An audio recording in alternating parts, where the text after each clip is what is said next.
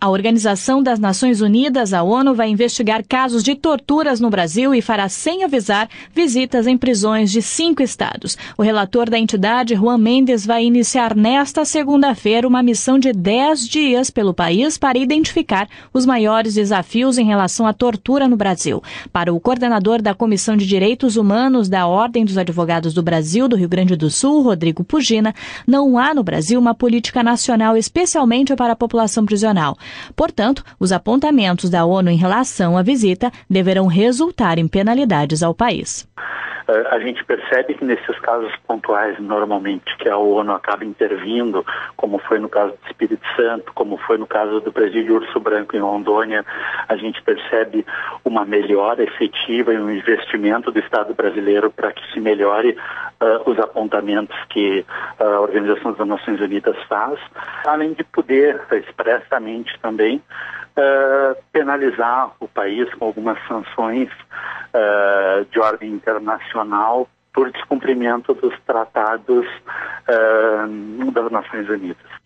O relator da ONU, Juan Mendes, vai visitar Brasília, São Paulo, Sergipe, Maranhão e Alagoas. Nestes estados, ele poderá fazer visitas de surpresa a centros de detenção, a delegacias de polícia e penitenciárias. Nos últimos anos, a ONU chegou a qualificar a tortura no Brasil como ampla e generalizada. O relatório sobre visitas e conclusões serão apresentados no dia 14 de agosto em Brasília. O Brasil tem a 4ª maior população carcerária do mundo, segundo dados do Ministério da Justiça referentes ao primeiro semestre de 2014. Agência Rádio Web de Porto Alegre, Vanessa Schneider. O índice que mede a confiança do empresário do comércio caiu 1,7% em julho e fechou o mês com 85 pontos. Esse resultado é 21,6% menor do que o registrado no mesmo período do ano passado. Além disso, é o pior desde 2011, o que demonstra baixo grau de otimismo do setor. As informações foram divulgadas nesta segunda-feira pela Confederação Nacional do Comércio de Bens, Serviços e Turismo, CNC.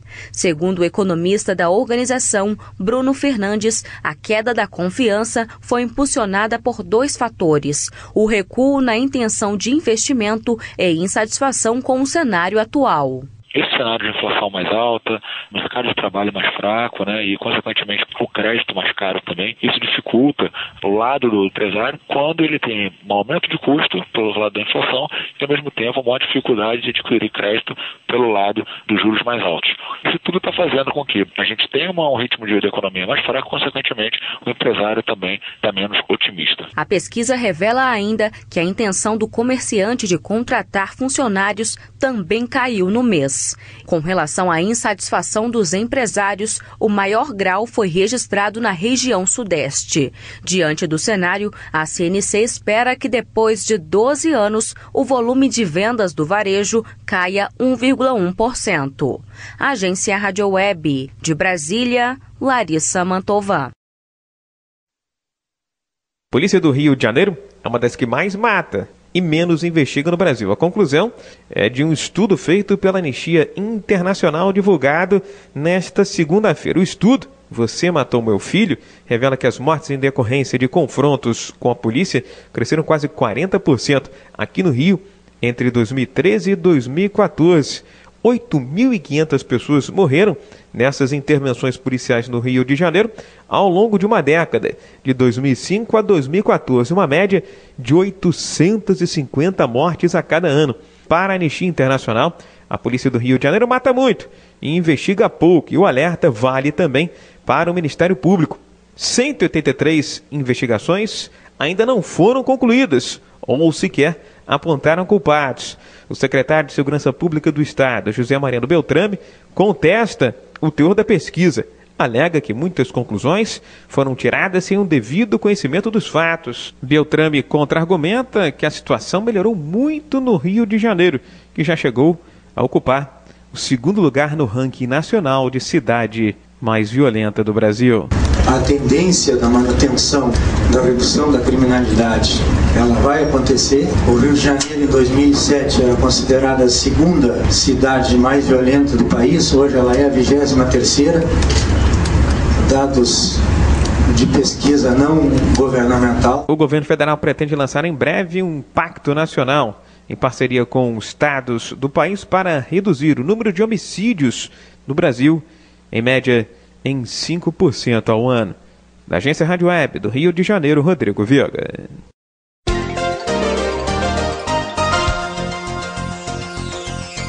No ar, Jornal da CUT. Olá, trabalhadores e trabalhadoras de todo o Brasil. Começa agora o Jornal da CUT, um informativo a serviço da classe trabalhadora. Notícias. Giro sindical. Direitos. Mundo do trabalho. Política. Economia. Saúde.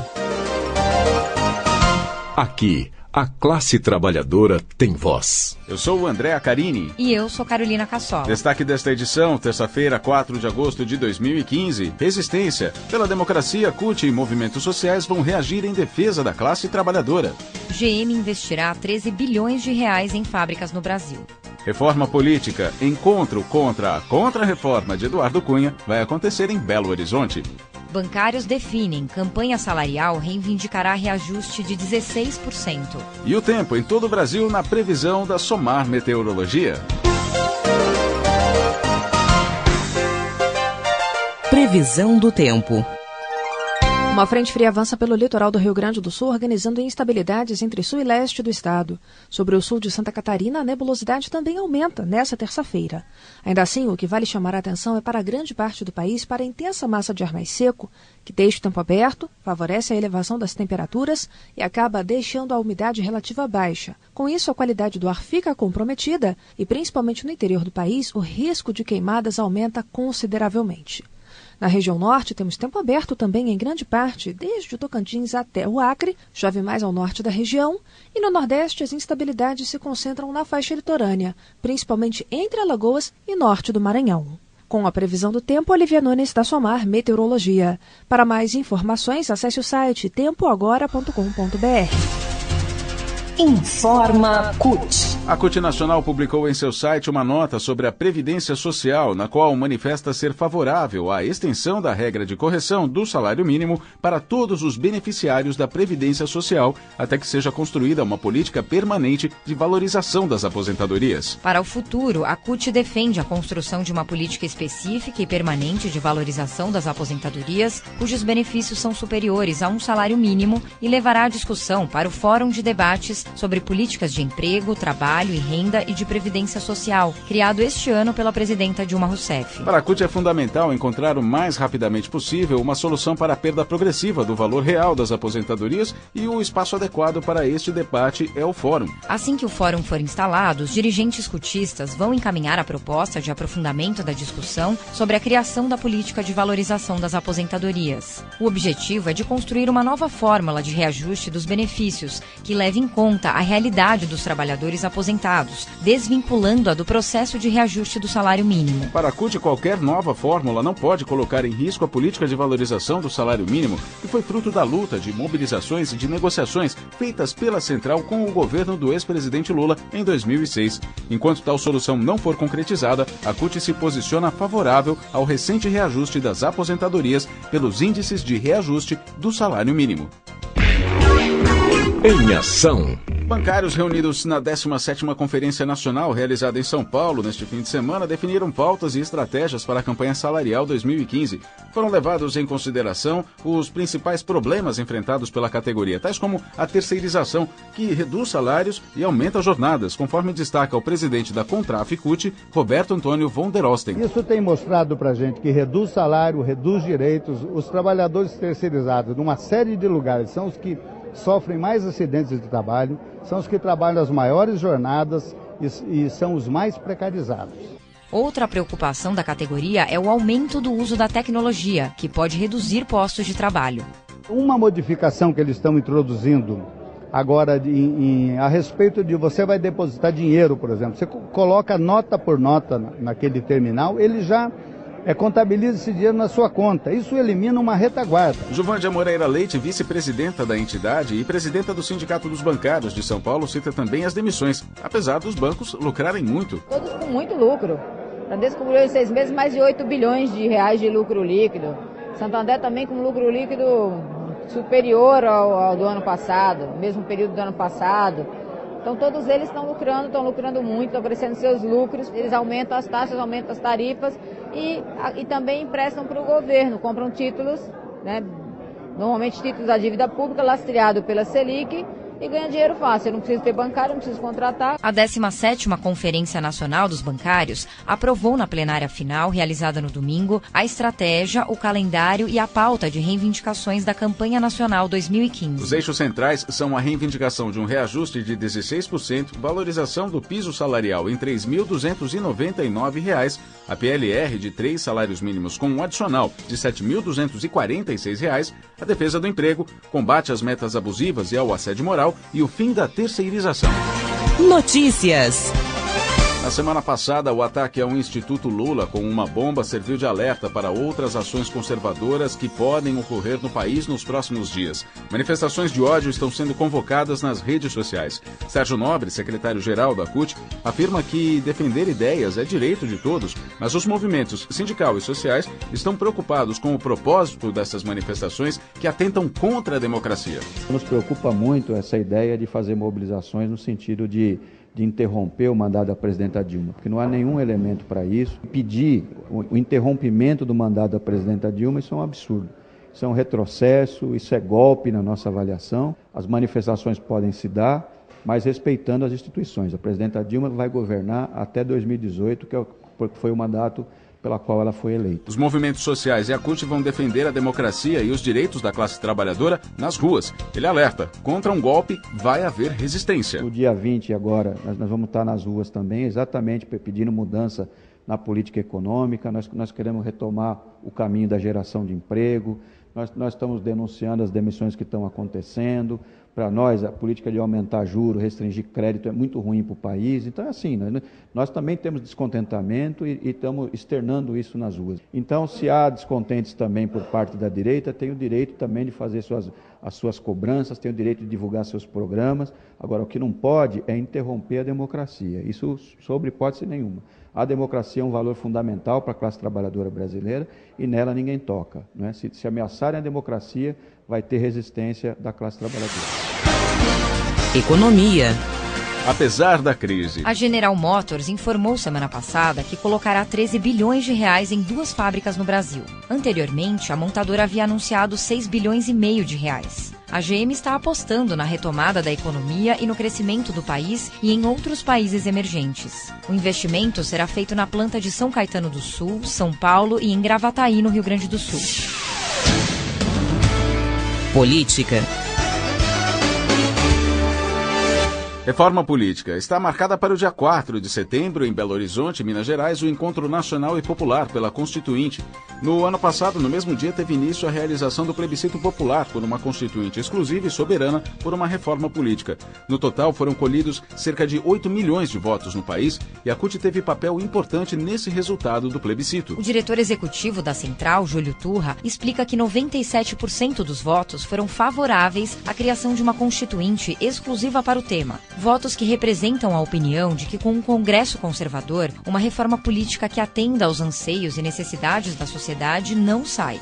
Prova disso, segundo Júlio Turra, é que tramita na Câmara dos Deputados uma proposta de emenda constitucional de reforma política, que é conhecida como Contra-Reforma, que legaliza, entre outros pontos, o financiamento empresarial de campanha, um dos grandes motivos de corrupção. A proposta do encontro em Belo Horizonte é reunir as entidades e organizações que combatem e denunciam um caráter conservador e reacionário da farsa de reforma política, que o atual Congresso está em vias de adotar, que preserva os privilégios dos parlamentares no financiamento empresarial de campanhas. O encontro dá a oportunidade para retomar e reforçar os comitês populares de formação política, de agitação e propaganda do conteúdo da reforma política desejada pelos movimentos sociais. E ainda sobre reforma política. O Fórum dos Movimentos Sociais do Estado de São Paulo, que reúne organizações do campo e da cidade, prepara para o dia 7 de agosto um encontro na cidade de São Paulo. O evento vai contar com o representante da Coordenação Nacional do Movimento dos Trabalhadores Rurais Sem Terra, João Pedro Stedley, e com a deputada estadual Leci Brandão, que discutirão a conjuntura atual.